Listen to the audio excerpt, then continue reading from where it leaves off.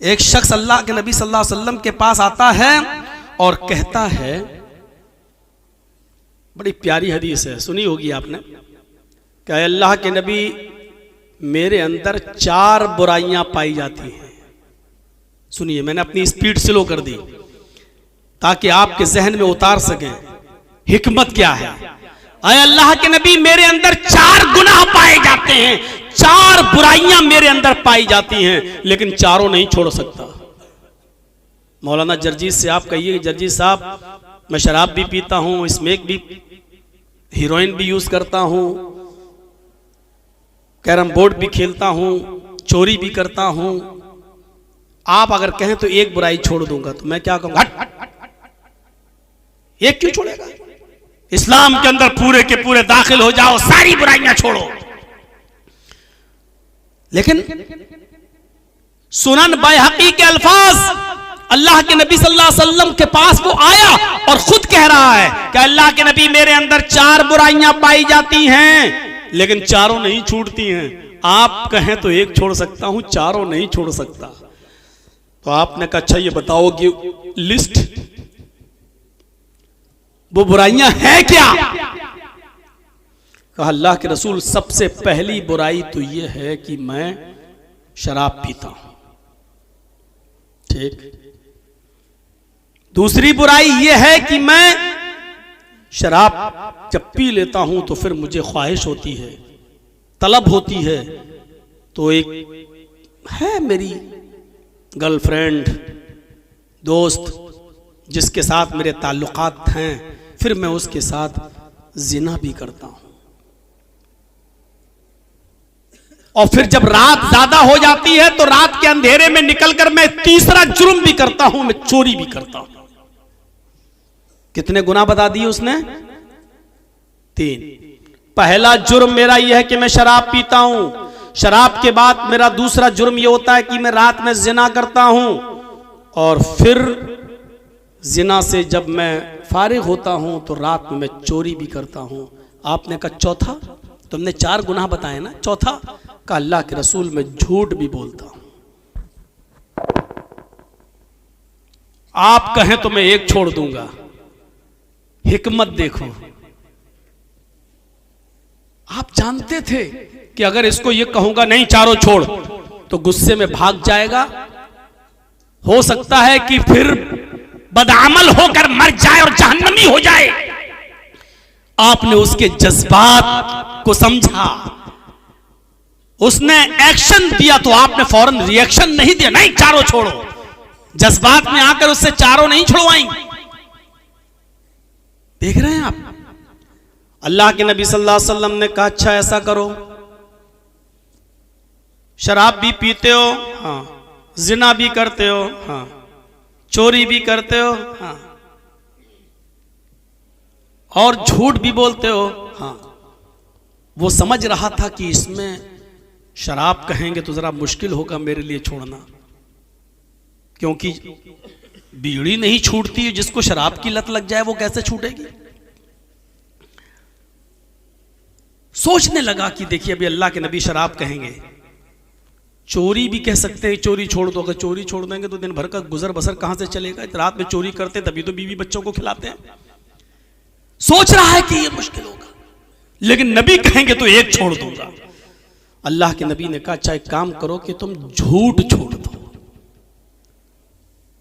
इतनी तेज हंसता है, जैसे मोबाइल में कभी कभी यूट्यूब देखो तो कभी फिल्मी ड्रामे आ जाते हैं, जैसे उसमें क्रिमिनल लोग हंसते हैं करके, बड़ा खुश हुआ, हंसता चला जा रहा है, बहुत ज्यादा खुश, खुशी का ठिकाना नहीं। कहता है झूठ कहां? का मैं तो आपको बहुत बड़ा अक्लमंद समझता था। अरे अल्लाह के नबी आप हमसे झूठ छोड़ने के लिए कह रहे हैं? कहां? अरे शराब कहते तो मुश्किल था, जिना कहते तो मुश्किल था, चोरी कहते कोई एक, तो इन तीनों में से कोई एक छुड़वाते तो थोड़ा मुश्किल था मेरे लिए। आपने झूठ के लिए कह दिया।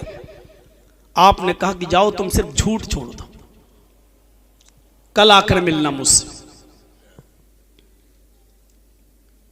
पूरी तकरीर सुनने के बाद यहां से जब जाओ ना तो पूरी तकरीर पर मत अमल करना, सिर्फ यही एक चीज लेके चले जाओ कि हम कल से झूठ नहीं बोलेंगे। कहना तो चाहिए आज से, लेकिन मैं कल से कह रहा हूं। चलिए,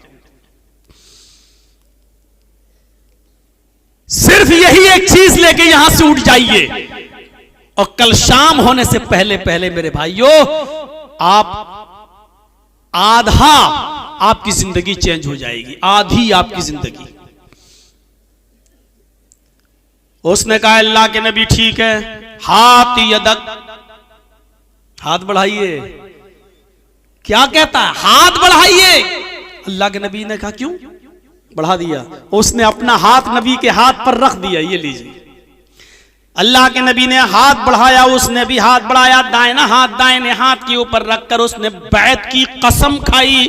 आए अल्लाह के नबी, मैं अल्लाह की जात की किबरियाई की कसम खाकर कहता हूं, मैं उस रब्बुल जलाल की कसम खाता हूं जिसके कब्जे में हमारी आपकी जान है, सारी कायनात की जान है। मैं सबके सामने इस बात का पुख्ता अहद करता हूं, वादा करता हूं कि आज के बाद मैं कभी झूठ नहीं बोलूंगा। आपने कहा ठीक है जाओ। दिन भर खूब मस्ती में रहा, रात हुई, चलें शराब पीने चलते हैं। शराब के लिए चला भी गया, जहां से शराब हाथ लगती थी वहां से शराब हासिल भी कर ली। शराब की बोतल का ढक्कन भी खोल दिया, शराब अपने होंठों पर भी लगा ली, लेकिन पी नहीं सका। हाँ? हटा ली। अब देखिए, सोचता है अगर कब सुबह अल्लाह के नबी के पास अगर मैं गया और अल्लाह के नबी ने अगर मजाक में भी पूछ लिया कि कहो कल शराब पी थी या नहीं, अगर मैंने इस बात का इकरार कर लिया कि हां शराब पी थी, तो अगर मुजरिम खुद अपने जुर्म को कबूल कर ले तो फिर किसी गवाह की जरूरत ही पेश नहीं होती। अगर मैंने कह दिया कि शराब पी थी तो शरीयत ने शराब के 40 कोड़े मुतय्यन किए हैं। अल्लाह के रसूल हमें खड़ा करके कहीं 40 कोड़े ना पड़वाएं। अगर मैंने अपने जुर्म को खुद कबूल कर लिया तो ऐसा ना हो कि मुझे 40 कोड़े पड़वा दें। एक कोड़ा चमड़े का तो खाया नहीं जाएगा, 40 कोड़े कैसे खा सकता हूं। और अगर मैंने ये कह दिया कि नहीं मैंने शराब नहीं पी थी, तो इतने लोगों के सामने मैंने उस जात की किबरियाई की कसम खाई है कि मैं अल्लाह के इज्जत और जलाल की कसम खा के कहता हूं जिसके कब्जे में मेरी जान है, आज के बाद मैं शराब को हाथ नहीं लगाऊंगा। अगर उसकी कसम खाई है मैंने, अगर मैंने ये कह दिया कि नहीं पी थी तो ये कसम की बेहुरमती होगी, झूठ हो जाएगा। कुछ भी हो, मैं अल्लाह रब्बुल आलमीन की जात की कसम खाने के बाद उस रब्बुल जलाल के साथ धोखाधड़ी नहीं कर सकता। मैं झूठ तो बोलूंगा नहीं और शराब पीने के बाद 40 कोड़े खाऊंगा नहीं। चलो शराब छोड़ देता हूं, इसमें अर्जी किया है, और तो कोई गुनाह बाकी है, चलो दूसरा करते हैं। एक गुनाह छूट गया।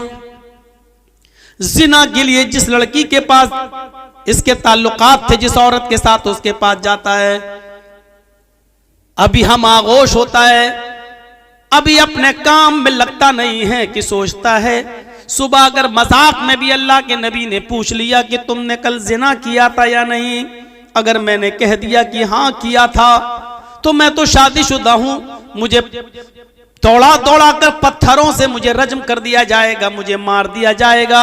100 कोड़े की सजा नहीं है, क्योंकि शादीशुदा इंसान अगर जिना करे तो उसको रज्म है, उसको संगसार कर देना है, पत्थरों से मार मार के उसको खत्म कर देना है। मुझे खत्म कर दिया जाएगा क्योंकि मैं खुद अपने जुर्म का इकबाल करूंगा, एक्सेप्ट करने वाला हो जाऊंगा। और अगर मैंने कह दिया कि नहीं मैंने जिना नहीं किया था, तो ये झूठ होगा। और मैंने रब्बे जुल जलाल को गवाह बनाया है, उसकी जात को मैंने गवाह मानकर कहा है कि मैं आज के बाद झूठ नहीं बोलूंगा, मैं उसकी कसम की बेहुरमती नहीं कर सकता। चलो इस औरत को भी लात मारता हूं, मैं बिल्कुल जिना से बच जाता हूं, मैं इसको छोड़ देता हूं। कल कौन संसार होगा मुझे नहीं होना है। फिर आता है रात की तारीकी में एक दीवार पे चढ़ जाता है, उस दीवार से फलांग कर जंप लगाकर किसी के घर में नक्ब भी लगा देता है, लकड़ी की बनी हुई अलमारी को तोड़ने में कामयाब भी हो जाता है, उसमें रखा हुआ तिजोरी का माल निकालने में कामयाब भी हो जाता है, भागने की कोशिश करता है, दीवार छलांग कर आने की कोशिश कर रहा है। फिर दिल में वही ख्याल आता है, अगर कल कहीं सुबह अल्लाह के नबी ने ये सवाल कर लिया कि तूने चोरी की थी या नहीं, अगर मैंने कह दिया हाँ चोरी की थी, हाँ मैंने चोरी की थी, तो फिर मेरा हाथ काटा जाएगा, क्योंकि अब किसी गवाह की जरूरत नहीं है, मेरा हाथ काट दिया जाएगा। और अगर मैंने कह दिया नहीं तो ये झूठ होगा और अल्लाह रब्बुल आलमीन की कसम की बेहुरमती होगी जो मैं नहीं कर सकता। मैंने अल्लाह के रसूल के हाथ पर हाथ रखकर बैत किया कि आज के बाद मैं झूठ नहीं बोलूंगा, मैंने उस पाक हाथ को छुआ है, उस पाकीज़ा हाथ को छूने के बाद मैं उस हाथ की लाज मैं रखना चाहता हूं, उस हाथ को मैं शर्मिंदा नहीं होना देना चाहता, मैं चोरी भी नहीं करूंगा। और चोरी किया हुआ सामान अपनी जगह पर रख देता है और आता है सुबह सर पकड़े हुए अल्लाह के नबी के पास आकर बैठ जाता है। आपने कहा क्यों मायूस क्यों हो, क्या हुआ? कहता अल्लाह के रसूल मुझे माफ कर दीजिए, मैं तो सोच रहा था कि आपने कोई बहुत बड़ी बात नहीं कही थी झूठ छुड़वाने के लिए, आपने बहुत आसान बात कही थी, लेकिन आज मुझे पता चला है कि आपने शराब क्यों नहीं छुड़वाई, चोरी छोड़ने के लिए क्यों नहीं कहा, जिना छोड़ने के लिए क्यों नहीं कहा, झूठ छोड़ने के लिए क्यों कहा? आपने कहा हुआ क्या है वो तो बताओ। कहा अल्लाह के रसूल शराब की बोतल मेरे हाथ में थी, लेकिन यही एहसास था, छोड़ दिया। लड़की औरत मेरे बगल में थी, मैं तैयार था उसके साथ सब कुछ करने के लिए, लेकिन यही ख्याल आया, पूछ लिया तो संसार कर दिया जाऊंगा, झूठ बोल नहीं सकता था, छोड़ दिया। चोरी तो कर भी चुका था, बहुत तगड़ी चोरी किया था, कई महीने बैठ के हम हमारे बच्चे खाते, लेकिन चोरी हाथ कटने के एहसास ने मुझे छोड़ने पर मजबूर किया, सामान रख दिया। अरे अल्लाह के रसूल आपने तो एक गुनाह छुड़वाया था, मेरे तो चारों छूट गए। तबस्समा, अल्लाह के रसूल के चेहरे पर मुस्कुराहट आ गई और आपने फरमाया जानते हो जो बात कही उसको सुनो, अल किज़्बु रासुज़्ज़ुनूब, मैं जानता हूं कि झूठ ही तमाम गुनाहों की जड़ है, तमाम गुनाहों का सर है। अगर सर काट दिया जाए तो बॉडी अपने आप ठंडी हो जाएगी, जब सर जुड़ा है तो बॉडी हरकत करेगी, जब मैंने सर ही काट दिया तो बॉडी कहां से जिंदा रहेगी? जब मैंने बुराइयों की जड़ झूठ ही को छुड़वा दिया तो सारी बुराइयां तो ऑटोमेटिकली छूट जाएंगी। ये पूरा वाकया बताने का मेरा मकसद क्या है कि अल्लाह के रसूल ने हिकमत से काम लिया। आपने उससे ये नहीं कहा नहीं चारों हराम है चारों छोड़ो, अगर आप कहते चारों छोड़ो तो क्या होता? नहीं छोड़ूंगा, चला जाता और चुपके चुपके चारों काम करता रहता। भाई जब गवाह मिलेंगे तभी तो हमें सजा मिलेगी। जिना किया 4 गवाह लाओ, जब 4 गवाह मिलेंगे तभी तो हमें सजा मिलेगी। चोरी की 2 गवाह लाओ, जब गवाह मिलेंगे तभी तो हमें सजा मिलेगी। हाँ? जब गवाही नहीं है तो हमें सजा क्या मिलेगी? हम तो चारों करेंगे। और वो कह रहा है कि मुझे 4 मेरे अंदर बुराइयां हैं लेकिन एक छोड़ सकता हूं, आप कहिए कौन सी छोड़ दूं? तो अल्लाह के रसूल की दूरअंदेशी देखिए, हिकमत देखिए। उदउ इला सबील रब्बिका बिल हिकमा। हालांकि दूसरे सहाबा एतराज कर सकते थे कि अल्लाह के नबी वो शराबी भी है जो और चोरी भी करता है, जिना भी करता है, इसके बावजूद आपने इतने बड़े बड़े गुनाह आपने उससे नहीं छुड़वाए। अल्लाह के नबी सल्लल्लाहु अलैहि वसल्लम ने क्या कहा, जाओ तुम झूठ छोड़ दो। हालांकि हराम चारों हैं, लेकिन आपने सिर्फ झूठ छोड़ने के लिए कहा और दूसरे ही दिन उसके आया और कहने लगा कि मेरे तो चारों छूट गए। तो आपने क्या कहा, किज़्बु रअसुज़्ज़ुनूब, झूठ तमाम बुराइयों की जड़ है। अब आप अंदाजा लगा सकते हैं मेरे भाइयों, हिकमत, तकरीर का मकसद, पॉइंट क्या, हिकमत, दानाई, होशियारी। उदउ इला सबील रब्बिका बिल हिकमति वल मौइज़तिल हसना, लोगों को होशियारी और दानाई के साथ बुलाओ और उस्लूब अच्छा हो, वाज़ और नसीहत के अंदर आपकी गुफ्तगू में नरमी हो। एक और चीज समझने की कोशिश करो, जब मक्के के अंदर, जब मक्के में भी इस्लाम फैला, मदीने में भी, मेरे भाइयों अब इस जरूरत पड़ी कि इस्लाम का प्रचार दूसरे शहरों में कराया जाए, जरूरत पड़ी कि दूसरी सिटी में भी इस्लाम का प्रचार हो। तो हजरत मुआज़ इब्न जबल को अल्लाह के नबी सल्लल्लाहु अलैहि वसल्लम ने यमन का गवर्नर बनाकर भेजा।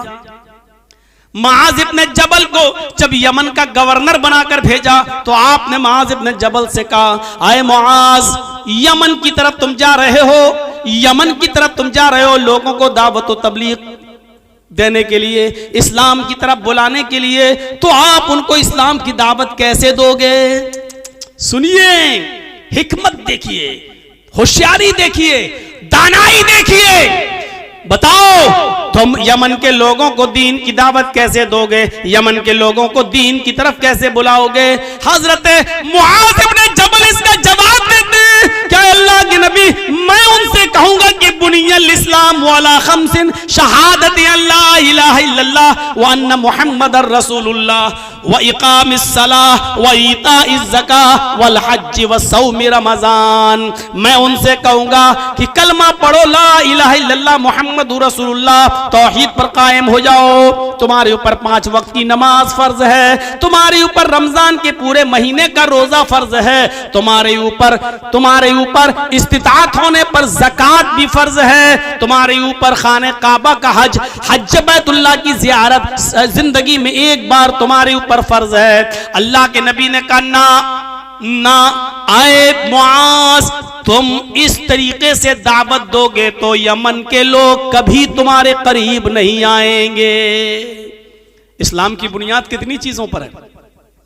किसी से पूछें कि बताओ कि इस्लाम के पिलर कितने हैं, तो आप जवाब देंगे 5। यही तो है ना इस्लाम, कलमे तौहीद यानी ला इलाहा इल्लल्लाह मुहम्मदुर रसूलुल्लाह और नमाज, रोजा, हज और ज़कात, ये 5 चीजें और 5 की दावत भी देना है। लेकिन आपने क्या कहा, आए मुआज़, और मुआज़ ने भी सही बात कही थी, अल्लाह के रसूल हम इस्लाम की तरफ बुलाएंगे, उनको इस बात का हुक्म देंगे। तो अल्लाह के नबी सल्लल्लाहु अलैहि वसल्लम ने क्या फरमाया, ना आए मुआज़, ऐसा अगर करोगे तो कोई इस्लाम के करीब नहीं आएगा। इस्लाम में 5 वक्त की नमाज, वो भी सख्ती के साथ हर हाल में, और फिर ज़कात, फिर रोजा भी, हज भी। आए मुआज़, लोग इसको बहुत बड़ी मुसीबत समझने लगेंगे और भाग जाएंगे, कोई तुम्हारे करीब नहीं आएगा। आज वही हमारी हालत हो रही है। हमारे अमल आज ऐसे हैं कि लोग बजाय करीब आने के दूर हो रहे हैं। जिस कौम को देखकर, सुन लीजिए, बहुत बड़ी बात कह रहा हूं मैं, इस्लाम अल्लाह की कसम नबी अकरम के मौजज़े दिखाने से नहीं फैला। आप समझते हैं कि चमत्कार दिखाने से इस्लाम फैला? नहीं, खूब दिखाया अल्लाह के नबी सल्लल्लाहु अलैहि वसल्लम ने। प्यासे थे लोग, काफिरों ने कहा, मोहम्मद बता, तेरी कौम के लोग प्यास से तड़प रहे हैं, कैसे पानी पिलाएगा? पानी हमारे पास है। नबी अकरम ने फरमाया बिस्मिल्लाह, और आपकी उंगलियों के पोर से पानी के चश्मा बहने लगता है, पानी टपकने लगता है। सारे सहाबा नबी अकरम सल्लल्लाहु अलैहि वसल्लम की उंगलियों से गिरने वाले पानी को पी रहे हैं, लेकिन नबी का ये मौजिज़ा देखने के बाद भी काफिर इस्लाम नहीं ला रहे हैं। वो नबी से जंग करने पर आमादा है, इस चमत्कार को देखने के बाद भी कोई इस्लाम नहीं ला रहा है। अबू जहल कह रहा है कि मोहम्मद बता दो कि मेरी उंगली में, मेरी मुट्ठी में क्या है, अगर बता दोगे तो हम इस्लाम ले आएंगे, ईमान ले आएंगे। अल्लाह के नबी फरमाते हैं इस मुट्ठी को अपने कान में लगा, तेरे हाथ में जो कंकरियां मुट्ठी में बंद हैं वो मेरा कलमा पढ़ रही हैं। अबू जहल ने जब मुट्ठी को कान में लगाया तो कंकरियों से, पत्थर की कंकरियों से कलमे की आवाज आ रही थी, अशहदु अल्ला इलाहा इल्लल्लाह व अशहदु अन्ना मुहम्मदन अब्दुहु व रसूलुहु। अबू जहल ने नबी अकरम का ये मौजज़ा देखा कि कंकरियां कलमा पढ़ रही हैं, लेकिन इसके बावजूद वो इस्लाम नहीं लाया। कौन कहता है कि चमत्कार देखने से इस्लाम फैला, मौजज़ों से इस्लाम फैला? खंदक का मौका उठाओ, सहाबा किराम भूखे हैं, अल्लाह के नबी भी पेट पे पत्थर बांधे हुए हैं। एक सहाबी ने कहा अल्लाह के नबी मेरे पेट पे पत्थर बंधा है, देखिए मुझे भूख की शिद्दत है, खंदक नहीं खोदी जा रही है, अब काम नहीं हो रहा है, कुछ मिल जाता, किसी के पास सत्तू हो, खजूर हो, एक घूंट दूध ही मिल जाए। अल्लाह के नबी अपना पेट खोल देते हैं और कहते हैं तुम एक पत्थर बांधे हो, जरा मेरे पेट का हाल देखो। आपने जब अपना कपड़ा उठाया तो 2 पत्थर बंधे हुए थे कि देखो मैं तुमसे ज्यादा भूखा हूं, ये मत समझो कि मैं खुद खा पी कर आया हूं और तुम्हें भूखा काम करने पर मजबूर कर रहा हूं। ये हालत जब हजरत अब्दुल्लाह इब्न जाबिर ने देखी तो सीधे घर चले जाते हैं और कहते हैं बीवी आज ये कंडीशन देखी है, फरमाया एक ही बकरी है, जल्दी से ज़िबा कर दिया, फरमाया कि जाओ और अल्लाह के नबी के कान में कह देना आप अपने साथ 5-6 लोगों को लेकर चलें। बकरी का छोटा सा बच्चा ज़िबा किया है। देखो खंदक खोदने वाले 300 साहबा हैं, अगर सबको लाओगे तो देखो घर में बेइज्जती हो जाएगी। सिर्फ चंद लोगों को, यानी नबी अकरम अपने साथ खास लोगों को, 5-6 लोगों को ले आए। अल्लाह के नबी सल्लल्लाहु अलैहि वसल्लम के पास हजरत जाबिर आते हैं, अब्दुल्लाह इब्ने जाबिर, और कहते हैं, जाबिर इब्ने अब्दुल्लाह आते हैं और कहते हैं कि अल्लाह के नबी हमने अभी बकरी का एक छोटा सा बच्चा ज़िबा कर दिया है, हमारी बीवी ने कहा है 4-5 आदमी जो आपके पास हो आप उनको लेके चलिए और घर में हम खाना खा लेते हैं। अल्लाह के नबी के कान में कहा जा रहा है 4-5 लोगों को लेके चलिए, लेकिन अल्लाह के नबी फरमाते हैं आए खंदक वालों इधर आओ, इधर आओ, हजरत जाबिर ने तुम्हारी दावत की है। जाबिर रज़ी अल्लाह तआला अन्हु की सिटी गुम हो जाती है कि क्या कह रहे हैं अल्लाह के नबी, हम तो 4-5 लोगों की बात कर रहे हैं और आप 300 आदमियों को दावत। फरमाया कि जाओ अपने घर और अपनी बीवी से कह देना, अपनी बीवी से कह देना पड़ोस की एक औरत को बुला लाओ, वो रोटियां बेलती रहे, तुम तवे पर रखती रहना बस, और मैं आ रहा हूं। हजरत जाबिर आते हैं और अल्लाह के नबी के का यही फरमान सुना देते हैं अपनी बीवी को। बीवी कहती है अल्लाह तुम्हें गारत करे, ये उस जमाने में एक जुमला चलता था सगिलत का सवाकिल, खोने वाली तुझे खो दे, यानी तेरी माँ तुझ पर रोए, यानी तू मर जा। अरे जाबिर पकाना तो मुझे है, रोटी तो मुझे बनाना है, सालन तो मुझे बनाना है, खाना तो हमें तैयार करना है, और आप 300 आदमियों को लेके आ रहे हैं, एक छोटा सा बकरी का बच्चा है, क्या होगा? फरमाया आए मेरी बीवी मुझे बद्दुआ मत दे, अल्लाह के रसूल को मैंने 5-6 लोगों को कहा था लेकिन नबी अकरम ने अनसुनी कर दी, 300 आदमियों को लेके आ रहे हैं। अब जैसा उन्होंने कहा वैसा कर। अल्लाह के नबी सल्लल्लाहु अलैहि वसल्लम घर में तशरीफ लाते हैं। हजरत जाबिर इब्ने अब्दुल्लाह की बीवी से कहते हैं कि तुम पर्दे में चली जाओ।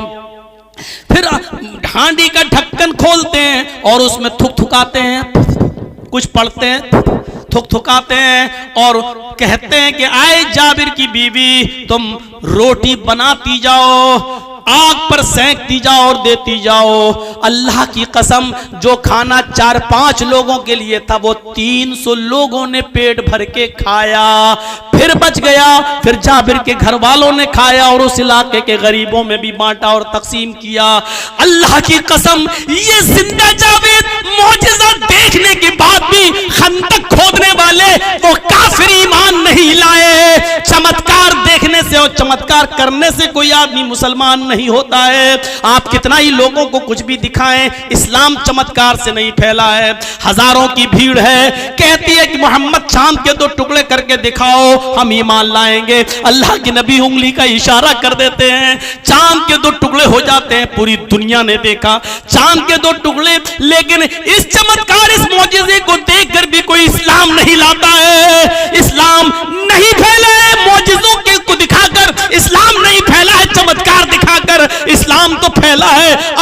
अमल दिखलाकर, इस्लाम तो फैला अपना किरदार दिखलाकर। इस्लाम लंबी चौड़ी तकरीरों से भी नहीं फैला, इस्लाम फैला अपने आला अखलाक और आला करैक्टर और अच्छे आदत की वजह से। नबी अकरम की अच्छी आदतों को देखा, फौरन लोग इस्लाम लाते चले गए। मेरे भाइयों याद रखिए, चमत्कार और मौजिज़े अगर इस्लाम के फैलने का जरिया होते तो मोहम्मद रसूलुल्लाह से बढ़कर मौजिज़े दिखाने वाला कौन होता। मेरे भाइयों कुरान से बड़ा मौजिज़ा फिर क्या होता। लेकिन आप याद रखिए कि इस्लाम मौजिज़ों से को दिखाकर नहीं फैला, इस्लाम फैला है तो जो दावत आप दे रहे हैं उस पर खुद अमल करिए। आपके अखलाक अच्छे हो, आपका करैक्टर अच्छा हो, आपका स्वभाव अच्छा हो, आप बोले तो फूल बरसे, आपकी जात से किसी को तकलीफ ना हो। इस आला अखलाक और आला किरदार की वजह से इस्लाम फैला है। इस्लाम नाम है आला अखलाक का, इस्लाम नाम है आला किरदार का। आज हमारे अमल देख लो, इस्लाम की जिंदगी में हम ढल जाएं तो लोग हमें देखकर खुद ब खुद इस्लाम लाते चले जाएं। महात्मा गांधी ने कहा था, आए घर घर तबलीग करने वालों, आए बोरिया बिस्तर और स्टोव लेकर, चूल्हे लेकर जमातों में जाने वालों, 3 दिन और 40 दिन के चिल्ले करने वालों, तुम इसलिए जाते हो ताकि लोग इस्लाम के करीब हो जाएं। तुम्हें ये सब कुछ करने की कोई जरूरत नहीं है। सिर्फ मोहम्मद रसूलुल्लाह का अखलाक अपने अंदर पैदा कर लो, सिर्फ नबी का करैक्टर अपने अंदर पैदा कर लो, लोग तुम्हें देखकर खुद ब खुद इस्लाम लाते चले जाएंगे, खुद ब खुद इस्लाम कबूल करते चले जाएंगे। हमारा हाल हुआ है, हमारी हालत कोई देखे तो हमसे और दूर भाग जाता है। ये इस्लाम, ये मुसलमान। सुना है वो लतीफा कि एक आदमी को दांत में बड़ा दर्द था, चीख रहा आह आह, और डॉक्टर के पास आया और डॉक्टर से कहने लगा कि हमारा दांत देखो। डॉक्टर ने कहा कि इसको उखाड़ना पड़ेगा। उसने कहा कि कितना पैसा लगेगा। उसने कहा 200 रुपए फीस है, दांत को उखाड़ेंगे, दांत में दवा लगा देंगे, 200 रुपए फीस। कहा अच्छा, दवा के साथ कहा दवा भी दे देंगे तुम्हें 5 दिन की, उतने दिन में ठीक हो जाओगे। तो तय हुआ 200 रुपया का, ठीक है। बैठाया उसको और लगाया उसके दांतों में पिलास और उखाड़ा उसका दांत, तो वो कस के चिल्लाया जोर से, आह मर गया, आह। 3-4 चीखें उसने मारी। बहरहाल दांत तो डॉक्टर ने उखाड़ दिया, दवा उसको लगा दी। जब पैसा देने की बारी आई तो डॉक्टर को वो 200 रुपए देने लगा। डॉक्टर ने कहा 600 रुपए दो। उसने कहा साहब तय तो हुआ था 200 रुपए, आप 600 रुपए क्यों मांग रहे हैं हमसे? डॉक्टर ने कहा कि इसलिए 600 मांग रहा हूं कि मेरे क्लिनिक के बाहर जो 2 पेशेंट बैठे हुए थे वो तेरे चीखने और चिल्लाने से भाग गए, उन दोनों की फीस भी हम तुझसे लेंगे। वो 200 और देते, 200 और देते तो 400, अब वो तुझे देना पड़ेगा क्योंकि तू चिल्लाया क्यों है। वो 2 पेशेंट मेरे भाग गए, इसलिए 600 दे। ये हालत आज हमारी है। इस्लाम हम दिखाकर दूसरों पर अमल करें, दूसरे हमारे करीब आए, लेकिन हमारी आदतें, हमारे अखलाक, हमारे किरदार, हमारी जिंदगी ऐसी है कि हमारे हालात को देखकर लोग हमसे भाग और रहे हैं, हमसे दूर होते चले जा रहे हैं। इन दूर होने वालों का खमियाजा, इन दूर होने वालों का अजाब भी हमारे ऊपर मुसल्लत होगा। मेरे भाइयों, हम उस अजाब से बचेंगे नहीं। जो हमारे करीब आना चाहते थे, हम उनको अपने आदतों से, हम उनको अपने अखलाक और किरदार से हम उसको दूर कर रहे हैं। उसका अजाब भी अल्लाह रब्बुल आलमीन हमें देगा। ये हालत आज हमारी हो चुकी है। बात कहां की कहां चली गई। तो माज इब्ने जबल की बात से हम उधर चले गए। आपने कहा ना आए माज, ऐसा मत करना, गौर कीजिए हिकमत क्या चीज है। आपने कहा है तो 5 चीजें इस्लाम का पिलर्स, लेकिन जब तुम यमन में जाओ तो यमन के लोगों से कहना कि लोगों तुम एक अल्लाह की इबादत करो। पहले उनको कलमे की दावत देना। जब वो तौहीद में मजबूत हो जाएं, जब वो कलमा पढ़ लें, तौहीद के मत वाले बन जाएं, तौहीद अपने अंदर वो जागुजी कर लें, तौहीद अपने अंदर पैबस कर लें, तो आए माज जब तुम देखो कि वो तौहीद में पक्के हो गए हैं तो फिर उनसे कहना कि अल्लाह ताला ने तुम्हारे ऊपर 5 वक्त की नमाज भी फर्ज की है। अल्लाह ने तुम्हारे ऊपर 5 वक्त की नमाज भी फर्ज की है। जब वो पांचों वक्त की नमाज पढ़ने लगे, जब वो नमाज में पक्के हो जाएं, जब वो नमाज के पाबंद हो जाएं, जब वो पांचों वक्त की नमाज जमात के साथ अदा करने लगे और जब वो उसके आदी हो जाएं, तो फिर उनसे कहना कि तुम्हारे ऊपर रमजान के, तब तो उनसे कहना कि तुम्हारे ऊपर ज़कात भी फर्ज की गई है। इतना इतना माल, इतने इतने ऊंट, इतनी इतनी गायें, इतनी इतनी बकरियां, इतनी इतनी जमीन में पैदावार पर इतनी इतनी ज़कात, तब तुम उनको बताना, डायरेक्ट नहीं। जब वो नमाज के आदी हो जाएं, पुख्ता हो जाएं, पांचों वक्त की नमाज पढ़ने लगे और नमाज को अपनी जान और अपने माल से ज्यादा महबूब समझने लगे, तब तुम उनसे कहना कि अल्लाह ने तुम्हारे ऊपर ज़कात भी फर्ज की है। जब वो अपने माल की पूरी पूरी ज़कात भी देने लगे और वो अपने माल को अल्लाह की राह में बेदर खर्च करने में के माहिर हो जाएं, एक्सपर्ट हो जाएं, आदी हो जाएं, तब तुम उनसे कहना कि अल्लाह ने तुम्हारे ऊपर रमजान के एक महीने के रोजे भी फर्ज किए हैं। जब वो रोजा भी रखने लगे और रोजे के भी आदी हो जाएं, तब तुम उनसे कहना कि अल्लाह रब्बुल ताला ने जिंदगी में एक बार हज बैतुल्लाह खाने काबा की ज़ियारत यानी हज भी फर्ज किया है, चाहे इसको करने में कई साल लग जाएं, लेकिन एक एक करके उनको बुलाना, पांचों चीजें बैक वक्त एक साथ पेश मत कर देना। अगर तुमने पांचों चीजों को एक साथ पेश कर दिया तो लोग भाग जाएंगे, फिर इस्लाम को बोझ समझेंगे अपने ऊपर और कोई भी आदमी इस्लाम को कबूल नहीं करेगा। देखिए कितनी हिकमत भरी बात बताई थी अल्लाह के नबी ने, एक एक करके बुलाओ, एक एक करके बुलाओ, एक एक करके बुलाओ। होशियारी, दानाई हमने छोड़ दी है, अक्लमंदी हमने छोड़ दी है। जहां नेकी की तरफ हमें बुलाना है होशियारी से और अक्लमंदी से, एक चीज बताऊं आपको, वहीं लोगों को बुराइयों से भी रोकना है बड़ी अक्लमंदी से और दानिशमंदी से। बैक वक्त नहीं रोक सकते आप। कितनी बार बोल चुका हूं, जो बारातों का सिस्टम है और इतने इतने लोग बाराती बन के जाते हैं, आप रोक देंगे? बैक वक्त नहीं रोक पाएंगे। और फिर एक बारात में 50 किस्म की खुराफात आप रोक देंगे? नहीं रोक पाएंगे। बुराइयों को भी रोकने में बड़ी हिकमत होनी चाहिए। और उसका एक वाकया आपको सुना दूं, सुना होगा आपने, लेकिन मैं सुनाता हूं, जरा सुनिए। अल्लाह के नबी के पास एक शख्स आता है, अल्लाह के रसूल के पास एक शख्स, और आकर कहता है कि अल्लाह के नबी मुझे जिना की इजाजत दीजिए। इस चीज को समझने की कोशिश करिए आप। इजाजत किसकी मांग रहा है? जिना की।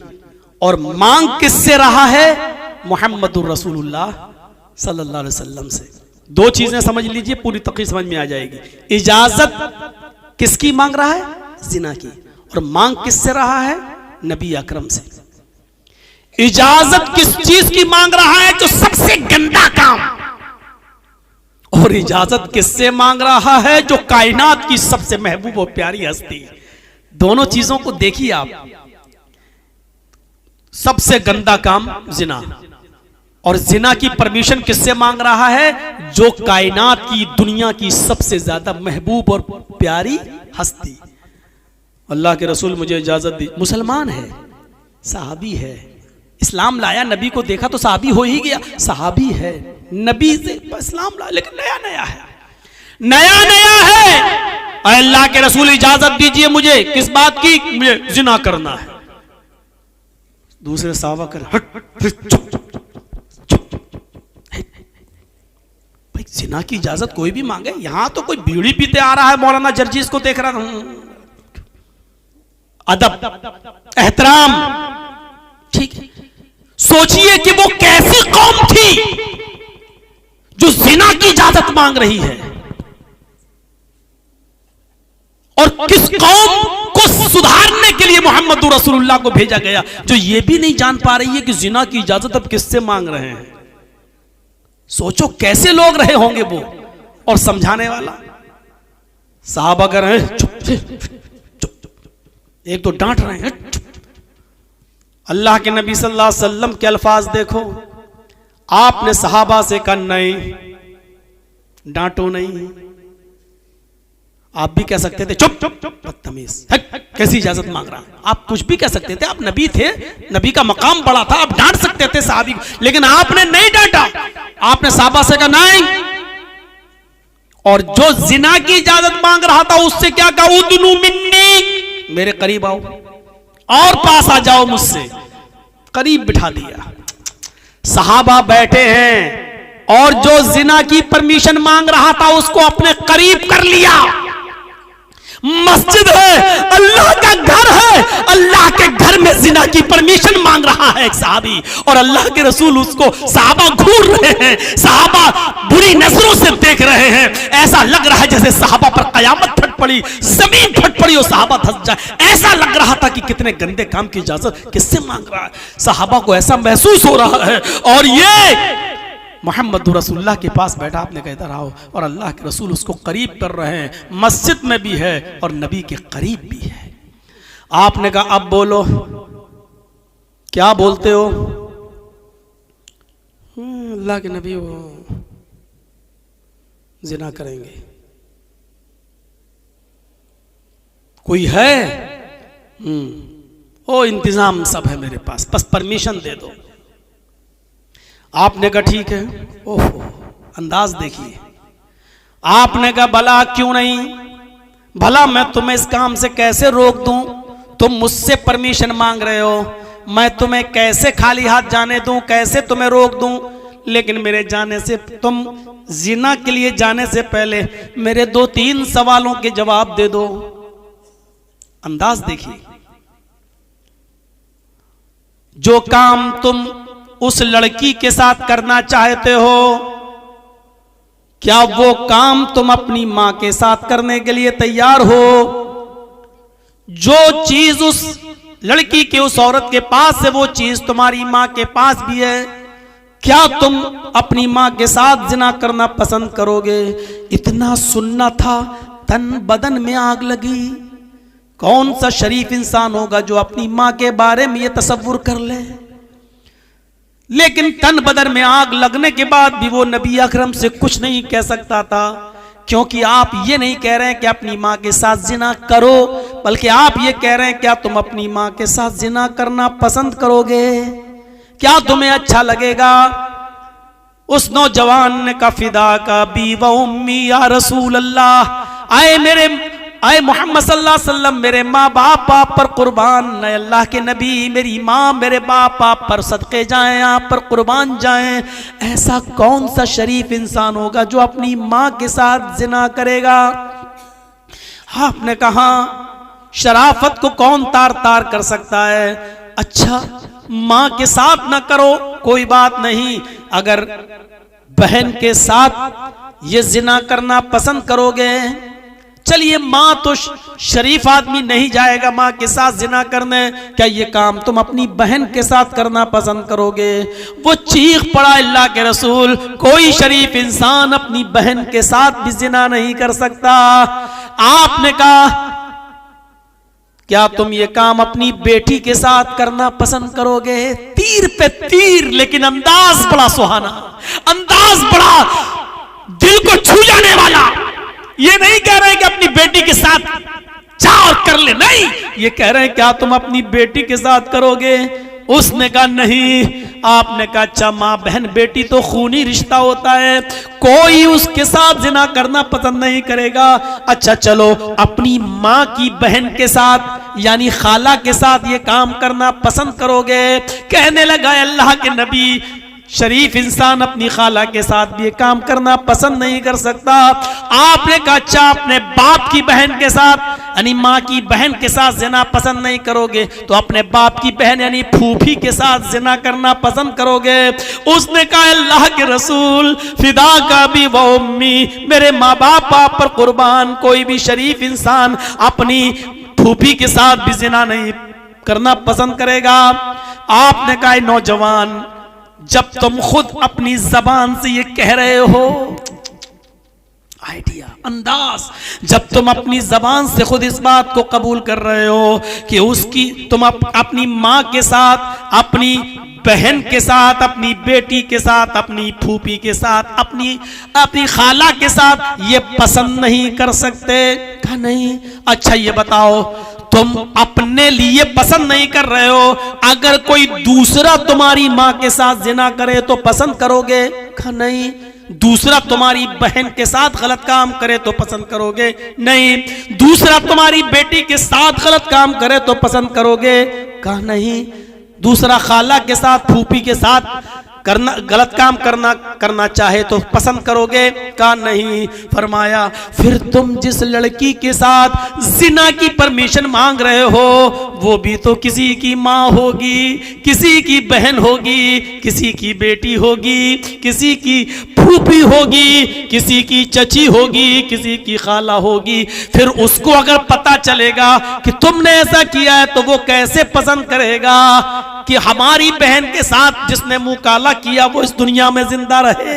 वो कैसे पसंद करेगा जिस तरह तुम नहीं चाहते हो कि मेरी माँ, मेरी बहन, मेरी बेटी, मेरी खाला और मेरी फूफी के साथ कोई गलत काम करे, तो दूसरा कैसे गवारा करेगा कि तुम किसी की माँ, बहन, बेटी के साथ गलत काम करो।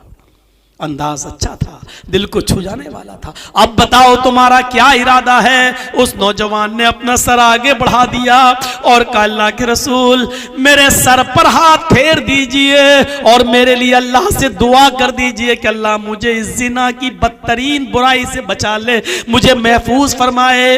अल्लाह के नबी सल्लल्लाहु अलैहि वसल्लम ने उसके सर पर हाथ रखा, अल्लाह के नबी सल्लल्लाहु अलैहि वसल्लम ने उसके सर पर हाथ रखा और फरमाया आय अल्लाह इस नौजवान की नजरों की हिफाजत फरमा, आय अल्लाह इस नौजवान को जिना जैसे बदतरीन जुर्म से इसकी हिफाजत फरमा ले, इसको बचा ले। उस नौजवान का बयान है, उस नौजवान का बयान है, सुनन बैहक़ी के अल्फाज हैं, उस नौजवान का बयान है कि अल्लाह के नबी सल्लल्लाहु अलैहि वसल्लम ने मेरे लिए ये दुआ की थी कि अल्लाह इस नौजवान को जिना से महफूज फरमा, इसको इस बदतरीन बुराई से बचा ले।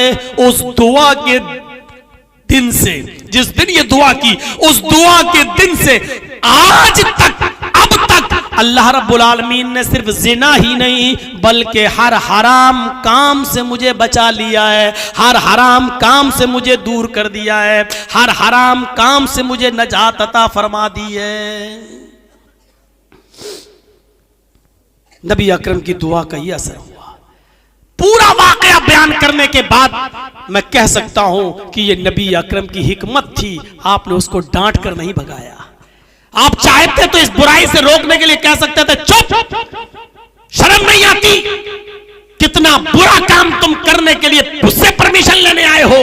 और हम लोगों के अंदाज में क्या तेरे घर में मां बहन नहीं है, हम कह सकते थे किसी को भी, लेकिन मोहम्मदुर रसूलुल्लाह ने उसको किस अंदाज से समझाया, जरा तसव्वुर कीजिए कि उसके दिल में कैसे बात बैठ गई। इसलिए मैंने कहा कि नेकियों का हुक्म तो होशियारी से, लेकिन जब बुराइयों से किसी को रोकना पड़े तो उसमें भी दूरअंदेशी, उसमें भी हिकमत होनी चाहिए। हमारा सख्त लहजा किसी को बुराई से रोकने के बजाय उसको और बुराई करने पर मजबूर कर सकता है। कभी आपने देखा होगा बुराइयां जब करते, अच्छा किसी को डांटा, अब वो और जिद में आके करेगा, नहीं अब तो हम और करेंगे। कभी आपने देखा होगा गुस्से में आदमी फिर उस काम को और ज्यादा करने की कोशिश करता है, और ज्यादा कोशिश करता है।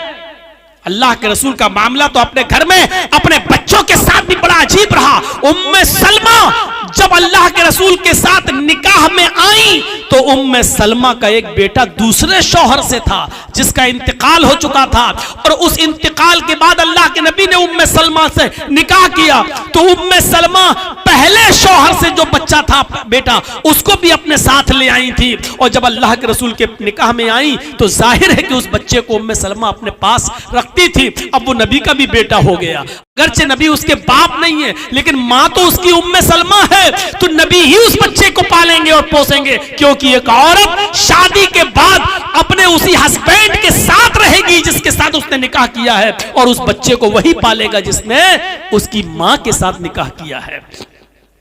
अल्लाह के नबी वो बच्चा चूंकि देहाती माहौल से आया था, इसलिए खाने पीने का तरीका नहीं जानता था। 7-8 साल की गोया की उम्र रही होगी। वो खाना खाने के लिए बैठा तो बैठने का तरीका भी सही नहीं था। जब खाना सामने आया तो उसने पूरा का पूरा हाथ बीचों बीच थाली में डाल दिया और उठाकर इस तरह मुंह भरने लगा। ऐसा अल्लाह के नबी सल्लल्लाहु अलैहि वसल्लम ने फौरन उसके हाथ को पकड़ा और कहा, बेटे खाना रखो। उसके हाथ में जो था उसने थाली में उसी प्लेट में रख दिया। अल्लाह के नबी ने उससे फरमाया, इग़सिल यदैहि, अपने दोनों हाथों को धोकर आओ। वो बच्चा गया और दोनों हाथ धोकर आया।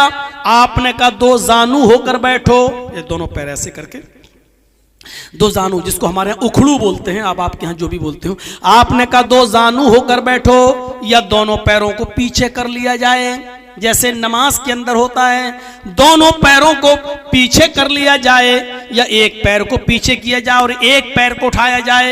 ये 3 तरीके खाना खाने के सुन्नत है। लेकिन इसका ये मतलब नहीं है कि दूसरे तरीके से अगर किसी ने खाना खा लिया तो हराम हो गया, ऐसा नहीं है मेरे भाइयों। आजकल टेबल और मेज का जमाना है। अगर कोई टेबल और मेज पे खाना खाना चाहे तो ये गुनाह नहीं है, खा सकता है आदमी, जायज है, गुनाह नहीं है। लेकिन ये सुन्नत भी नहीं है। सुन्नत ये है कि दोनों पैरों को खड़ा करके खाओ या दोनों पैरों को पीछे करके 2 जानू होकर बैठ जाओ, यानी जैसे नमाज में बैठा जाता है, या फिर एक पैर को पीछे कर लिया जाए और दूसरे पैर को उठा दिया जाए। ये 3 तरीके खाना खाने के, ये सुन्नत है। लेकिन अगर कोई आदमी पलती मार के खाना चाहे तो खा सकता है, लेकिन सुन्नत का सवाब उसको नहीं मिलेगा। मेज पर खाना चाहे तो खा सकता है, लेकिन उसको सुन्नत का सवाब नहीं मिलेगा। आपने उस बच्चे से कहा, इग़सिल यदैहि, दोनों हाथ धोकर आओ। वो दोनों हाथ धोकर आया। आपने कहा 2 जानू होकर बैठ जाओ। उसने दोनों पैर पीछे कर लिए और 2 जानू होकर बैठ गया। आपने कहा सम्मिल्लाह, अब अल्लाह का नाम लो, यानी बिस्मिल्लाह कहो। उसने बिस्मिल्लाह कहा। अब अल्लाह के नबी ने फरमाया, अपनी तरफ से खाओ, कुल भी यमीनिक, अपने सामने दाहिनी तरफ जहां तुम बैठे हो अपने पास अपनी साइड से खाओ, पूरे थाली में हाथ पैर मत मारो। जब एक थाली में सब लोग खाते हैं ना, तो हम लोग यहाँ सिस्टम बड़ा अजीब है। लोग देखते रहते हैं कि अच्छा माल किस तरफ है तो उस तरफ हाथ बढ़ा देते हैं। ये लेग पीस कहाँ रखा है, इधर चाप कहाँ रखी है, इधर है। तो ये तरीका गलत। अगर एक थाली में आप खा रहे हैं तो आप अपनी तरफ से खाइए। वो आपकी किस्मत है कि आपको लेग पीस मिल रहा है या नहीं मिल रहा है। अपनी तरफ से सब, हर आदमी को अपने अपने साइड से और अपनी अपनी तरफ से खाना चाहिए। तो अल्लाह के रसूल ने उसको ये सिखाया, समझाया, इस्लाह की। लेकिन कितने प्यार से हम होते, बड़ा हो रहा हूं, अकल नहीं आ रही है। हम अपने बच्चों को भी नहीं समझा पाते हैं सही से। मोहम्मद रसूलुल्लाह ने तो उस माँ के बेटे को जो अब नबी का बेटा बन गया, उम्मे सलमा, जो दूसरे शौहर से बच्चा जिनका पैदा हुआ था, उसको लेके आई। नबी ने तो उसको भी तरबियत की, उसको भी अच्छी तालीम दी, उसको भी अच्छा पढ़ाया लिखाया। तो सीखो हिकमत क्या है। हिकमत सोचिए, आज थोड़ी सी बात पर कितना बड़ा रिएक्शन हो जाता है, कितना बड़ा रिएक्शन। अगर आपकी मस्जिद के बाहर कोई खिंजीर का गोश्त फेंक दे तो फौरन लड़ाई और झगड़े पर आमादा हो जाएगी कौम। अभी कोई आदमी कुरान करीम को लेकर सड़कों पर निकलकर उसकी बेहुरमती करने लगे, फौरन सड़कों पर निकल आएगी कौम। अभी थोड़ी देर के लिए कर्नाटक के उस मामले को नजर में रखिए कि हिजाब पहनकर जाने वाली उस लड़की को हिजाब से रोक दिया गया, नहीं पहनने देंगे। उस लड़की के हिजाब से रोकने का रिएक्शन आपके कलकत्ता की सरजमीन तक पर दिखाई दिया कि औरतों ने भी हिजाब के फेवर में जुलूस निकाला। लेकिन मैं हिजाब के खिलाफ नहीं हूं, मैं हिजाब के फेवर में हूं। पर्दे पर हमारी 50 तकरीरें भरी पड़ी हैं यूट्यूब पर। लेकिन सवाल यह है कि मेरे भाइयों, हिकमत कहां चली गई, मसलहत कहां चली गई? अगर किसी ने आग लगाने की कोशिश की तो हमने उस आग में घी डालने का काम क्यों किया, तेल डालने का काम क्यों किया? लखनऊ में हम अब जहां रह रहे हैं, मेरे पास पूरी मीडिया की एक टीम चली आई। साहब आप क्या कहते हैं, बोलिए। मैं समझ गया कि इस वक्त यूपी के चुनाव हो रहे हैं, एक लफ्ज भी अगर मैंने हिजाब के फेवर में यहां बोल दिया तो ये अमन चोपड़ा, सुधीर, जी न्यूज का एंकर, इंडिया टीवी और भारत हमारे उस बयान को ऐसे तोड़ मरोड़ कर पेश करेंगे जो यूपी के चुनाव में घी डालने का काम करेगा।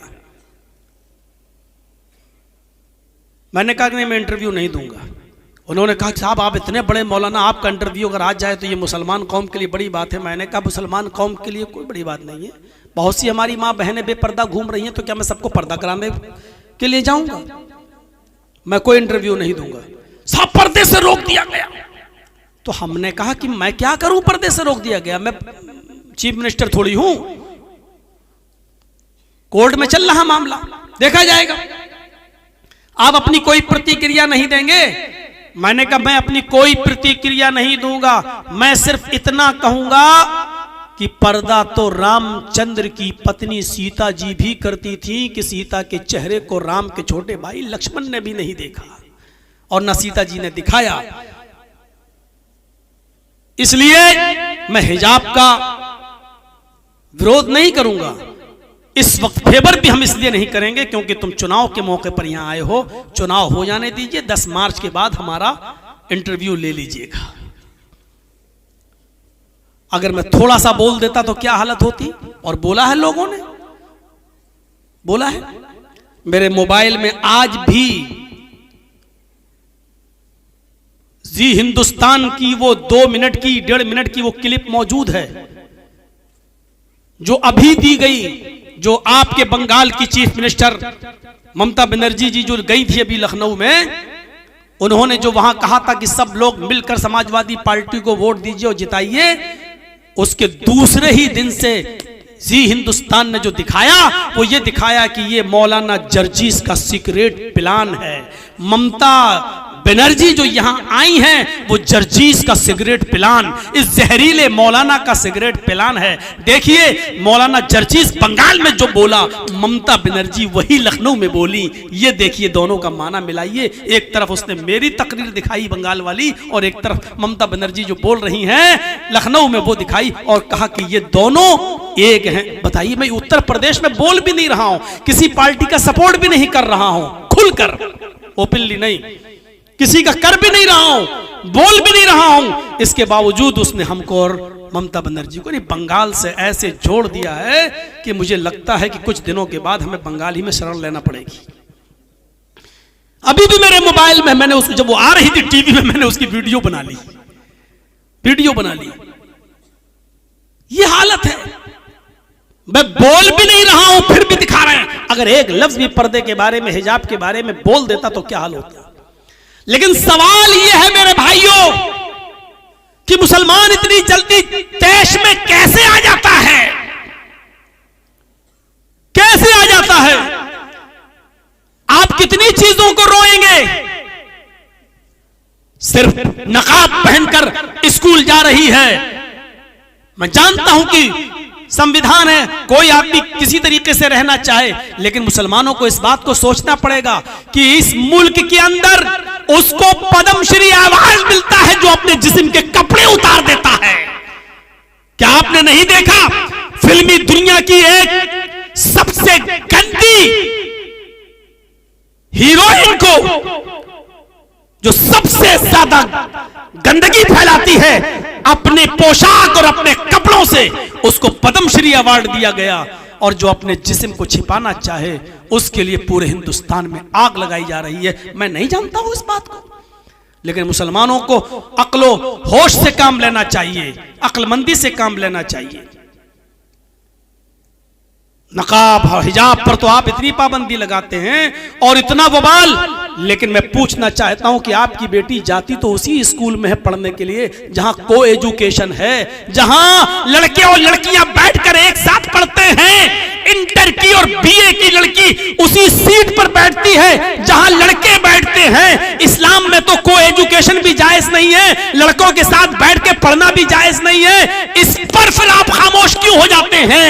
मेरे भाइयों, जरा तसव्वुर कीजिए, गौर करिए और बताइए वहां हमारी खामोशी क्यों, वहां हम खामोश क्यों रहते हैं? जब आप ऐसे स्कूलों में पढ़ा ही रहे हैं अपनी बेटियों को कि जहां को एजुकेशन है, जहां लड़कों के साथ बैठ के पढ़ना पड़ेगा, जहां लड़कों से दोस्ती करना ही पड़ेगी, जहां अपने सब्जेक्ट को समझने के लिए आपको अपने स्कूल में और कॉलेज में पढ़ने वाले लड़के से उसका मोबाइल नंबर लेना पड़ेगा और अपना नंबर देना भी पड़ेगा, वो उससे बातचीत के सिलसिले जारी होंगे। जब आप पढ़ा ही रहे हैं ऐसे स्कूल के अंदर, तो फिर मेरे भाइयों हिजाब पर फिर हंगामा करने की जरूरत क्या है? फिर आपको समझौता करना पड़ेगा। अगर आप उस बुराई से समझौता कर रहे हैं तो इस बुराई से भी समझौता करना पड़ेगा। आप अपनी बेटियों को जब आप मोबाइल दे रखे हैं, वो फेसबुक और यूट्यूब और मैसेंजर चलाकर व्हाट्सएप चलाने के लिए इजाजत दे रखी है, तो फिर आप जब यहां पर समझौते कर सकते हैं तो आपको हिजाब से भी समझौता करना पड़ेगा। फिर यहां क्यों लगती है? फिर क्यों उसको एक राष्ट्रीय मुद्दा बना दिया जाता है? मेरे भाइयों, इसको हमें अक्ल से सोचने की जरूरत है। हमें भी और हमारे मुआशरे को भी, हमारे समाज को भी हमें आग नहीं लगाना चाहिए। और हम जब हम आग लगाते हैं, जब हम बहुत ज्यादा गुस्सा होते हैं, तो फिर वही उनका मकसद हम पूरा कर देते हैं, वही हमें भड़काते हैं और हम फौरन भड़क जाते हैं और उनको मौका मिल जाता है। इस वक्त देख लीजिए आप, यूपी के चुनाव में एक शख्स, बस दो ही मुकाबला रह गया और सब तो चली गई एक तरफ। यूपी के इलेक्शन का माहौल बस दो ही पार्टियों के दरमियान रह गया है, बीजेपी और समाजवादी पार्टी, और तो सब नील हैं। लेकिन एक ध्रुवीकरण करने की कोशिश कर रहा है, आतंकवाद से जोड़ने की कोशिश कर रहा है, मंदिर और मस्जिद की रट लगा रहा है, और दूसरा आदमी बिल्कुल खामोशी के साथ उस तरफ कोई तवज्जो ही नहीं दे रहा है, सिर्फ विकास की बात कर रहा है, नौकरी की बात कर रहा है, रोजगार की बात कर रहा है। हजार कोशिश करने के बावजूद अभी तक कामयाब नहीं हो पा रहे हैं वो ध्रुवीकरण करने में। अल्लाह करे कि ये 7वें चरण तक इसी तरीके से हमारे उत्तर प्रदेश के लोग एकजुट रहें और ध्रुवीकरण का शिकार ना हो। अल्लाह करे कि उनको यह अकल मिल जाए। और मैंने तो ये दुआ की थी वहां यूपी में भी कि अल्लाह करे कि उत्तर प्रदेश के लोग भी बंगाल के लोगों से सबक हासिल कर लें, तब भी हमको बंगाल से जोड़ दिया। ये देखो कि मौलाना क्या दुआ कर रहा है, यानी बंगाल का मुसलमान जिस तरह एक हो गया, इस तरह यूपी के मुसलमानों को भी एक कर रहा है, खुलकर ये कह रहा है। इस तरीके की बात है। आप तो जानते हैं कि मीडिया जिस मुल्क का पूरी आमदनी का आधा पैसा मीडिया पर खर्च हो रहा हो, गोदी मीडिया पर, तो वो क्या कहेगी? उत्तर प्रदेश में अभी मैंने एक भी तकरीर नहीं की और फिर मेरी दिखाई जा रही है। इससे ध्रुवीकरण करने की कोशिश की जा रही है कि देखो जिस तरह बंगाल में मौलाना मुसलमानों को एक करके आया है, उसी तरीके से उत्तर प्रदेश में हिंदू भाई एक हो जाएं। इस तरीके का मैसेज ये मीडिया के जरिए देने की कोशिश की जाती है और इसीलिए इसी का पैसा उनको मिल रहा है। तो मेरे भाइयों, हमें जोश में आने की जरूरत नहीं है। जरा गौर करो कि अगर आज कोई मस्जिद के बाहर अगर कोई शराब की दुकान खोल ले तो आपको बर्दाश्त होगा? नहीं होगा। और जहां मुस्लिम कम्युनिटी ज्यादा होगी तो वो दुकान में आग भी लगा देगी। लेकिन अल्लाह के रसूल के उस मंजर को देखो मेरे प्यारे साथियों कि मोहम्मद रसूलुल्लाह सल्लल्लाहु अलैहि वसल्लम की मस्जिद है। और कौन सी मस्जिद है? मस्जिद नबवी है। ओ मस्जिद जिसमें एक वक्त की नमाज पढ़ने का सवाब 1000 रकात के बराबर है। खाने काबा में, मक्का में 1 रकात का सवाब 1,00,000 रकात के बराबर है। और मस्जिद नबवी में, मदीना में 1 रकात पढ़ने का सवाब 1000 रकात के बराबर है। एक हदीस 50,000 की भी आती है लेकिन वो ज़ईफ और कमजोर है, और 1000 वाली हदीस ये सही है। तो 1 रकात का सवाब 1000 रकात के बराबर मिलता है मस्जिद नबवी में नमाज पढ़ने के लिए। उस मस्जिद में अल्लाह के नबी अपने चंद सहाबा के साथ बैठे हैं। चंद सहाबा के पास बैठे हैं और उनको समझा रहे हैं, नमाज सिखा रहे हैं, उनको दीन के कुछ उलूम उनको सिखला रहे हैं। इतने में एक देहाती, एक अराबी आता है, उसको बहुत तेज पेशाब लगा हुआ है। वो आता है, वो नहीं समझ पाया, दरवाजा खोला, इंटर हो गया। उसको नहीं मालूम कि मस्जिद, उस जमाने में मस्जिदें ऐसी नहीं होती थी जैसे आज हमारी आलीशान मस्जिद। मीनारा लगा दिया और मीनारे के ऊपर बत्ती चमक रही है और दूर से ही पता चल जाता है कि ये मस्जिद है। उस जमाने में मस्जिदों का पता नहीं चलता था। एक घर की नुमा बना दी, दीवारें खड़ी कर दी और खजूर के पत्तों की छत डाल दी, पता ही नहीं चल रहा है कि घर है कि मस्जिद है। तो वो नहीं समझ पाया, आया मस्जिद नबवी के अंदर घुस गया और आते ही उसकी एक बीचों बीच मस्जिद में जाकर पेशाब करना शुरू कर दिया। साहबा उधर बैठे हैं, इसने इधर मुंह घुमाया और पेशाब करना शुरू कर दिया। साहबा ने पीछे मुड़ के देखा कि एक देहाती मस्जिद में पेशाब कर रहा, उठने लगे उसको मारने के लिए। हर कोई हमारे मस्जिद में कोई पेशाब करे तो हमारा भी गुस्से में हाल बुरा हो जाएगा। अल्लाह के नबी के साहबा उठते हैं, डांटने लगते हैं, क्या कर रहा है? अल्लाह के नबी साहबा को डांट रहे, नहीं नहीं, बैठो बैठो बैठो बैठो, और उसको कह रहे हैं कर लो। तो कर ही चुका था तो कैसे रोक लेते? पेशाब रुकता तो है नहीं। जब कोई करने बैठ जाए तो वो चाहे कितना रोकने की कोशिश करे, फिर वो रुकता नहीं है। अब अगर उसको उसी हालत में भगाया जाता, वो भागता जरूर, लेकिन वो थोड़ा इधर गिरता, थोड़ा उधर गिरता, थोड़ा उधर गिरता। अभी तो मस्जिद का एक हिस्सा नापाक हो रहा था, अब अगर उसको उसी हाल में भगाते तो पता नहीं कितने हिस्से मस्जिद के नापाक करता वो। तो आपने कहा ना, ना, ना कर रहा, कर लेने दो। साहबा, नबी का फरमान हो, साहबा रुक गए और अल्लाह के नबी को देख रहे हैं, मस्जिद में पेशाब हो रहा और आप कह रहे हैं कर लेने दो। आपने कहा इधर आओ। जब वो पेशाब कर चुका तो आपने कहा इधर आओ। हम लोग बहुत जल्दी फतवा दे देंगे, नापाक आदमी मस्जिद में जा सकता है कि नहीं जा सकता है। अगर आपकी नापाकी सिर्फ इस टाइप की है कि आपको न पानी मिला न ढेला मिला और आपने जल्दबाजी में मस्जिद में बाहर पेशाब कर लिया और आप पानी से इस्तिंजा नहीं कर पाए, तो ऐसी नापाकी के अंदर आप मस्जिद में जा सकते हैं, कोई रुकावट नहीं है। लेकिन आपकी नापाकी दूसरी टाइप की है। दूसरी टाइप का मतलब यह है कि रात में सोते हुए अगर आपकी बदख्वाबी हुई है और उसमें आपका एहतिलाम हुआ है या आपने अपनी बीवी के साथ हम बिस्तरी की है, जुम्बी हैं, अगर आपकी वो नापाकी है तो ऐसी पोजीशन में आप मस्जिद के अंदर दाखिल नहीं हो सकते हैं। दोनों में थोड़ी सी कंडीशन का फर्क रखिएगा। तो अभी तो वो नापाकी इसकी ये थी, अब रात में बीवी से मिला कि नहीं मिला वो कौन जानता है, कौन देखा हुआ है। तो इसलिए तो जब तक आप जानते नहीं तो आप कह नहीं सकते, हुक्म नहीं लगा सकते। तो आपने देखा इसने मस्जिद में पेशाब किया, आपने जब पेशाब कर लिया, साहबा दौड़े, आपने उनको रोक दिया। जब वो पेशाब कर चुका तो आपने उसको बुलाया कि इधर आओ। वो नबी के पास आया और बैठ गया और आकर बैठा तो अल्लाह के नबी ने उसी की आंखों के सामने एक सहाबी से कहा उठो। वो उठे, कहा क्या हुआ? कि पानी भर कर लाओ। वो पानी का एक डोल है इतना बड़ा, कुएं से खींचा और भर कर लाए। अल्लाह के नबी ने कहा हरिकूहु, जाओ इस पानी को उसके पेशाब पर बहा दो, उस पानी को उसके पेशाब की जगह पर डाल दो। उस बदवी से, उस देहाती से काम नहीं करवा रहे हैं, बल्कि अपने सहाबी से कह रहे हैं कि उसके देखिए अखलाक। मैंने क्या कहा था? चमत्कार से इस्लाम नहीं फैला। मैंने क्या कहा था? मौजिज़ों से इस्लाम नहीं फैला। लेकिन ये अखलाक दिखा रहे हैं अल्लाह के रसूल उसको कि देखो पेशाब तो तुमने किया, मैं चाहूं तो मार मार के भी तुमसे मस्जिद धुलवा सकता हूं, लेकिन नहीं, अखलाक दिखा रहे हैं। सहाबी से कहा जाओ पानी भर के लाओ। वो पानी भर के लाए, कहा पानी पेशाब की जगह पर डाल के धो दो। गुस्सा आएगा ना कि कोई गैर मुस्लिम हमारी मस्जिद में पेशाब कर दे, कोई हमसे कहे जर्जी साहब धो, तो धो तो देंगे, लेकिन गुस्सा आएगा, कमीना पेशाब तूने किया, धो हम तेरे बाप के नौकर लगे। गुस्सा तो आएगा, लेकिन सहाबी को गुस्सा नहीं आ रहा। क्यों? क्योंकि मोहम्मद रसूलुल्लाह का हुक्म है। वो इसलिए पेशाब नहीं धो रहा है कि ये काफिर का है, बल्कि इसलिए उसके पेशाब पर पानी डाल रहा है क्योंकि हुक्म जनाब मोहम्मद रसूलुल्लाह का है। सहाबा की सोच ये थी, हमारी सोच ये कि इसका पेशाब मैं धोऊंगा, नहीं धोऊंगा।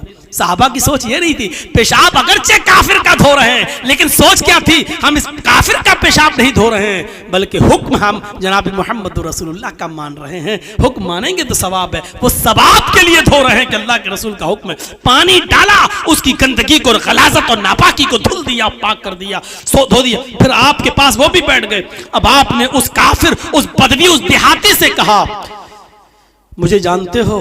उसने कहा नहीं। कहा मैं मोहम्मद रसूलुल्लाह हूं, अल्लाह ने मुझे रसूल बनाया है, हमारे ऊपर 5 वक्त की नमाज फर्ज की है।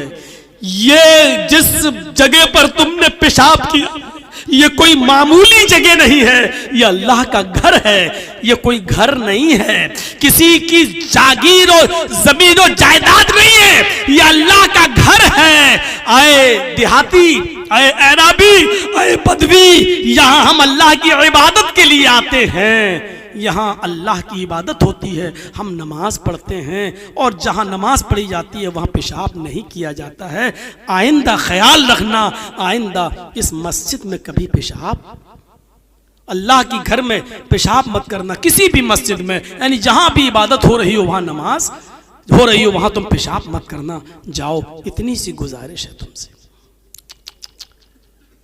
नबी की हुकूमत है, नबी जिम्मेदार हैं, सहाबा पूरा का पूरा कंट्रोल में है, मार सकते हैं उसको, बंधक बना सकते हैं, अरेस्ट कर सकते हैं, नाटका बंद कर सकते हैं, सब कुछ। लेकिन अल्लाह के रसूल ने क्या कहा? पेशाब भी सहाबी से धुलवाया, और उससे क्या कहा? मैं अल्लाह का रसूल हूं, मेरा नाम मोहम्मद है, मैं अब्दुल्लाह का बेटा हूं, अल्लाह ने रसूल बनाया, इसलिए मैं मोहम्मद इब्ने अब्दुल्लाह के साथ साथ मोहम्मदुर रसूलुल्लाह भी हूं।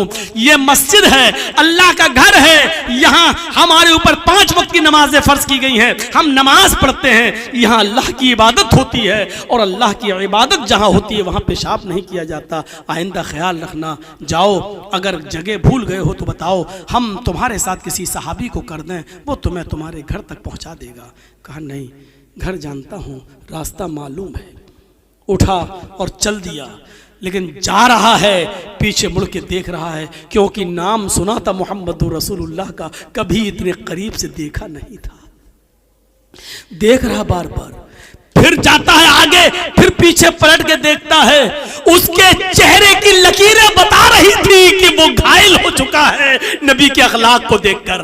उसके चेहरे और पेशानी का पसीना ये बतला रहा था कि वो नबी की तालीम के आगे उसने अपना सरे तस्लीम खम कर दिया, उसकी गर्दन कट चुकी है नबी के अखलाक के आगे, वो कुछ नहीं कह पा रहा है। ये वही मोहम्मद जिसका गलत तसव्वुर हमारे दिमागों में डाला गया कि मोहम्मद जादूगर है, मोहम्मद काहिन है, मोहम्मद की आवाज जिसके कान में जाती है वो बददीन हो जाता है, मोहम्मद जिसने तलवार के जरिए इस्लाम फैलाया, ये तसव्वुर जिसका हमारे दिमाग में भरा गया। जैसे आज एक पार्टी के लोग मुसलमानों के ताल्लुक से हमारे देश के अंदर ये गलतफहमी भरते हैं और मुसलमानों को आतंकवाद से जोड़ने की कोशिश करते हैं। लेकिन अब अल्लाह का शुक्र है कि पूरे हिंदुस्तान की आवाम अब जानने लगी है कि दहशतगर्दी है क्या, टेररिज्म है क्या, आतंकवाद है क्या, अब इसको अच्छी तरीके से समझने लगी है। मेरे प्यारे साथियों, उसने सोचा कि हमारे बारे में हमारी कौम ने क्या कहा था, नबी का तसव्वुर, और मोहम्मद रसूलुल्लाह ने तो मुझे मारा भी नहीं, डांटा भी नहीं, फटकारा भी नहीं, और हमको ऐसा ऐसा बताया गया नबी के बारे में। देखिए, अल्लाह के नबी ने उसके सामने चांद के 2 टुकड़े नहीं किए थे, अल्लाह के रसूल ने अपनी उंगलियों से पानी टपकता हुआ नहीं दिखाया था, कोई मौजिज़ा नहीं किया था उसके सामने, सिर्फ अखलाक का एक नमूना पेश किया उसके सामने। वो मस्जिद से निकलता है, उसकी गर्दन अल्लाह के रसूल के अखलाक से कट चुकी है, अल्लाह के रसूल की अखलाक की तलवार से कट चुकी है, वो घायल हो चुका है, वो अपनी कौम के अंदर जाता है। लोगों ने कहा क्या बात है, बड़े सुस्त नजर आते हो। कहता है मेरी कौम के लोगों, तुमने हमारे साथ झूठ बोला है, तुमने हमारे साथ गद्दारी की है, तुमने हमारे साथ बेवफाई की है। लोगों ने कहा क्या हो गया तुम्हें, हमने कौन सी बेवफाई की है? कहा कि तुमने मोहम्मद रसूलुल्लाह का करैक्टर हमें सही नहीं बताया है, तुमने ये कहा है कि वो जादूगर है, तुमने कहा है कि वो काहिन है, तुमने कहा है कि वो बहुत बड़ा किस्सा गो इंसान है, तुमने कहा है कि जो उससे एक बार मिलता है वो बददीन हो जाता है, तुमने मोहम्मद की शक्ल मुझे दूसरे अंदाज से पेश पेश की है, लेकिन अल्लाह की उस जात की कसम खा के कहता हूं जिसके कब्जे में मेरी जान है, मोहम्मदुर रसूलुल्लाह से ज्यादा अच्छा इंसान तो मैंने आज तक देखा ही नहीं है। क्योंकि आज मैंने करीब से देखा है। लोगों, तुम्हारी एक बकरी दूसरे के खेत में चली जाए तो तुम 27 साल लड़ते हो। एक बकरी के चले जाने की वजह से उस आदमी से और उसकी पूरी नस्लों से लड़ते हो 27 साल तक। हमने तो मोहम्मद की मस्जिद में पेशाब कर दिया। इतना बड़ा कांड, जिस मस्जिद में वो अल्लाह की इबादत करते हैं उस मस्जिद के अंदर मैंने पेशाब कर दिया, और मेरे पेशाब करने के बाद भी उन्होंने मुझसे पेशाब नहीं धुलवाया, अपने पास बिठाया और बिठाने के बाद एक अपने आदमी से मेरी गंदगी साफ करवाई और मुझसे कहा कि अल्लाह का घर है। माँ कहरानी व माँ शतमनी व माँ गज़बनी, तुमने झूठ बोला है, अल्लाह की कसम माँ कहरानी। इतना बड़ा गलत काम करने के बाद भी मोहम्मद मुझ पर गुस्सा नहीं हुए। माँ कहरानी, कहर बनकर नहीं, हमारे ऊपर बरपा हुए। व माँ शतमनी, इतना बड़ा कांड करने के बाद भी मोहम्मद रसूलुल्लाह ने मुझे गाली नहीं दी। वमा गज़ब बनी, और ना मेरे ऊपर गज़बनाक हुए कि ये तुमने क्या कर दिया, क्रोधित हुए कि ये क्या, कुछ नहीं किया। मुझे प्यार से समझाया। लोगों, तुमने मुझे अब तक जिस रिश्ते से दूर रखा, आज मैं उस रिश्ते के बंधन में बंधने जा रहा हूं। हिम्मत है रोकने की तो रोक सको। जाओ, आज मैं पूरी सोसाइटी को रिजेक्ट करता हूं, तलाक देता हूं, और मैं उस हस्ती से अपना रिश्ता जोड़ने जा रहा हूं जिसके पास ऐसे आला अखलाक हैं, ऐसे आला किरदार है। मेरे भाइयों, वो आया, फिर मस्जिद नबवी की चौखट पकड़ लेता है, कहता है मोहम्मद इब्न अब्दुल्लाह, मैं आपको मोहम्मद रसूलुल्लाह मानने के लिए चला आया। आपने कहा इधर आओ। जैसे ही अपने करीब बिठाया, उसने जोर से कलमा पढ़ा, अशहदु अल्ला इलाहा इल्लल्लाह व अशहदु अन्ना मुहम्मदन अब्दुहु व रसूलुहु। क्या कहेंगे आप? हिकमत क्या है? मस्जिद में पेशाब करने आया, आप चाहते तो उसको उसी वक्त भगा सकते थे, पेशाब करने के बाद सजा दे सकते थे, जुर्माना लगा सकते थे, उसके रिश्तेदारों को बुलाकर तलब कर सकते थे, अरेस्ट कर सकते थे, मस्जिद उससे धुलवाई जा सकती थी, लेकिन इसके बाद फिर वो नबी के करीब नहीं आता। लेकिन आपने उसके साथ जो अखलाक का बर्ताव उसके सामने पेश किया, जो कैरेक्टर उसके सामने रखा, जो कलेजा निकाल कर आपने अखलाक का उसके सामने पेश कर दिया, उससे वो ऐसा घायल हुआ कि फिर वो इस्लाम लाए बिना नहीं रुक सका और इस्लाम लाने पर मजबूर हो जाता है। तो मेरे प्यारे साथियों, ये हिकमत, ये दूरंदेशी हमें हमारे पास होनी चाहिए। आज हम दूसरों को मिठाई उनके हाथों में दे देते हैं कि तुमने जो चाहा लो हमने पूरा कर दिया। मेरे भाइयों, इस चीज से हमें बचना चाहिए। बहुत जरूरत है हिकमत अमली को अपनाने की, बहुत जरूरत है हमें दूरंदेशी को अपनाने की, बहुत जरूरत है अक्लमंदी से काम लेने की, वरना हर शाख पे उल्लू बैठा है।